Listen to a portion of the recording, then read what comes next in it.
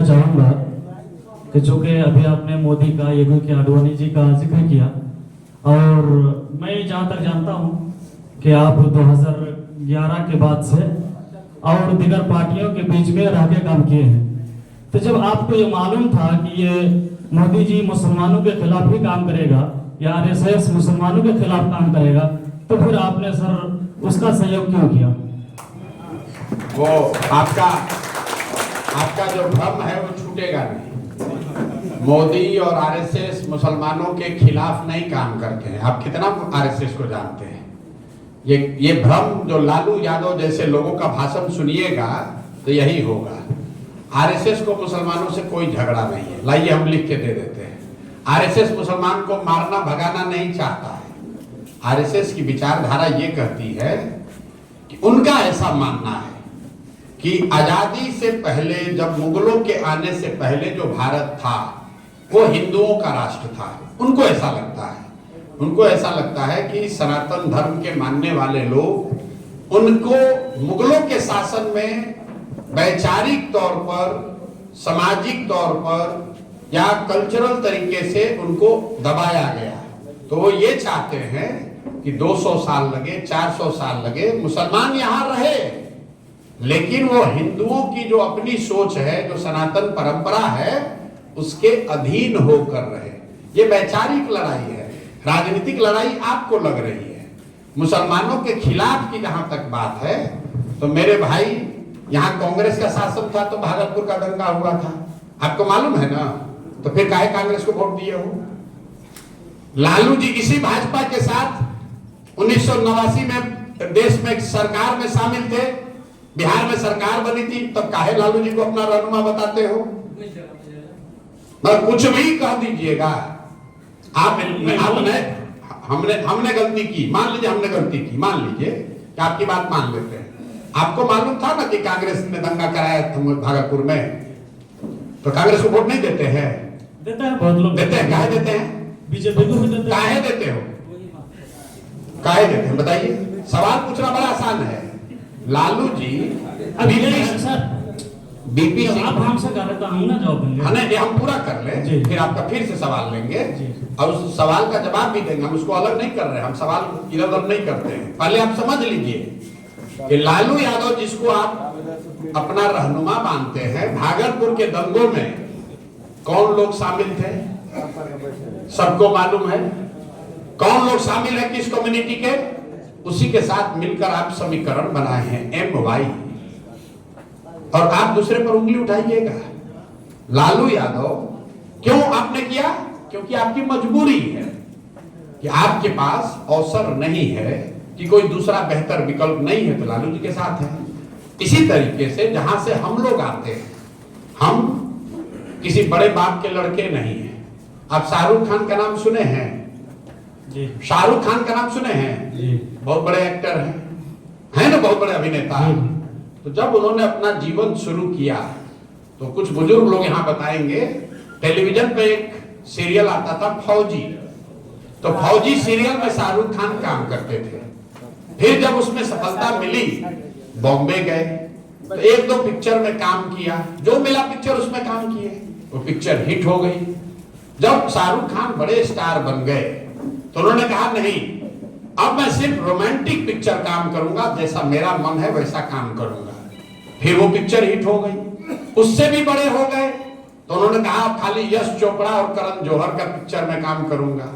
उससे भी बड़े हो गए, मेगा स्टार हो गए, तो अब कहते हैं कि नहीं, अब स्क्रिप्ट भी मैं लिखूंगा, प्रोडक्शन हाउस भी मेरा होगा, उसी में मैं काम करूंगा। उसके मुकाबले आपने अभिषेक बच्चन का नाम सुना होगा। अभिषेक बच्चन अमिताभ बच्चन के लड़के हैं। तो उन्होंने कहा कि नहीं, मैं पिक्चर तब शुरू करूंगा जब हमको जेपी दत्ता लॉन्च करेंगे। तो बॉर्डर पिक्चर आई थी, उसी से शुरू किए। आपको ये उदाहरण इसलिए दे रहा हूं कि अगर आप किसी बहुत बड़े बाप के लड़के हैं, तो आपके पास ये सुविधा, ये विकल्प है कि आप जैसे चाहे वैसे जीवन शुरू करें।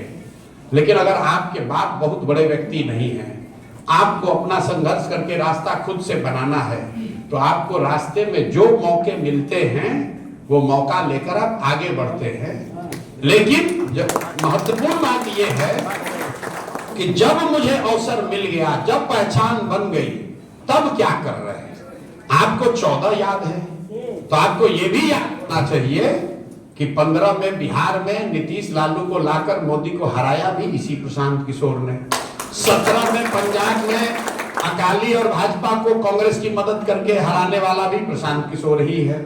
18 में तेलंगाना में, 19 में तेलुगु देशम बीजेपी को आंध्र प्रदेश में, 20 में महाराष्ट्र में, दिल्ली में, 21 में बंगाल में, तमिलनाडु में, इतने जगहों पर जिन नेताओं ने, जिन दलों ने भी भाजपा को हराया है, हराने वाला नेता और दल कुछ भी हो, उसके पीछे इसी प्रशांत किशोर ने कंधा लगाया है। आप ना पहले थे ना अब है।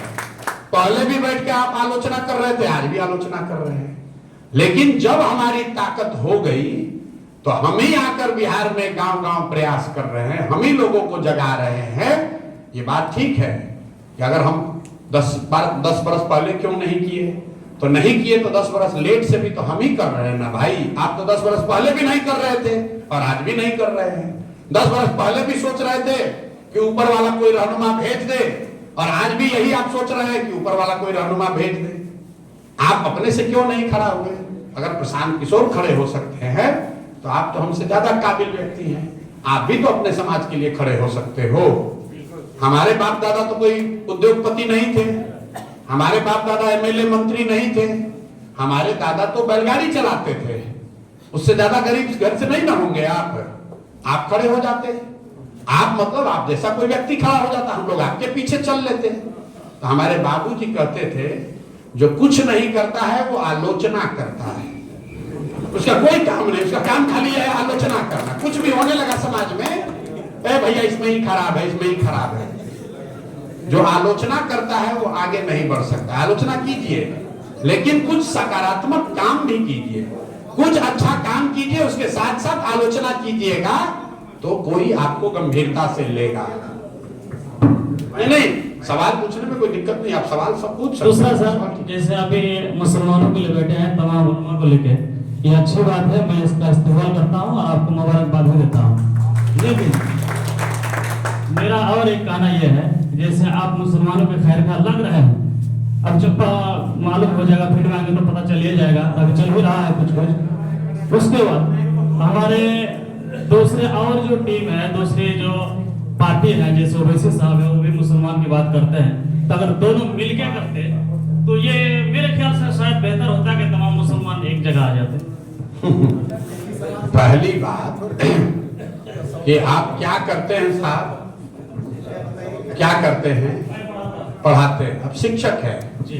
तो ओवैसी साहब और जनसुराज के विचारधारा में और काम में क्या फर्क है, उसको एक लाइन में समझ लीजिए। ओवैसी साहब ये कह रहे हैं कि मुसलमानों को अपने बीच से नेतृत्व खड़ा करना चाहिए, उनको अपना रहनुमाई खुद करना चाहिए, वो राजद, कांग्रेस, सपा जैसे दलों के भरोसे नहीं रहना चाहिए। जनसुराज भी यही कह रहा है कि आप प्रशांत किशोर को, तेजस्वी यादव को, राहुल गांधी को रहनुमा मानेंगे तो आपका भला नहीं होगा। लेकिन मूल फर्क क्या है, ओवैसी साहब ये कह रहे हैं कि मुसलमानों को अपनी रहनुमाई खुद करनी चाहिए।